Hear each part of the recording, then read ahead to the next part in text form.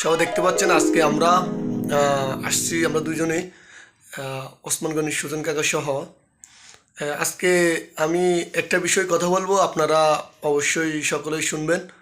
আসলে আমরা যাকে নিয়ে আজকে কথা বলবো সে হচ্ছে বাংলাদেশের যাকে শ্রেষ্ঠ বলা হয় ক্রিকেট জগতে, যিনি শুধু বাংলাদেশ না সারা বিশ্বেই বাংলাদেশকে রিপ্রেজেন্ট করতেছে এবং কি যিনি আহ, বিশ্বের সেরা অলরাউন্ডার, যাকে বিশ্ব সেরা বলা হয়। আজকে আমরা শুনবো আমাদের ওসমান গনি সুজন কাকার থেকে তাকে নিয়ে কি অনুভূতি, তাকে নিয়ে কি কথা, তার মন থেকে শুনতে চাই আজকে। হ্যাঁ কাকা বলেন। ধন্যবাদ মোহাম্মদ মাসুদ আলম। তোমার কথাটা আমার কাছে ভালো লাগছে যে সাকিবকে নিয়ে কথাটা জিজ্ঞেস করাতে।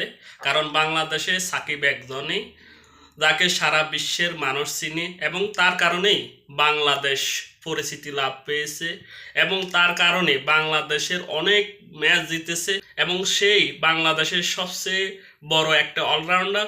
তার মতো খেলা বাংলাদেশের আর কেউ নেই বললেই চলে। বাংলাদেশের এক নাম্বার পোস্টার বয় এবং সেই তার রেকর্ডগুলো ভাঙার মতো বাংলাদেশে এখনও ওই রকম খেলোয়াড় জন্ম হয়নি। আদৌ হবে কি না আমি জানি না। এরকম খেলোয়াড় যুগে যুগে একবারই আসে, সেই হচ্ছে আমাদের সাকিব আল হাসান। ধন্যবাদ।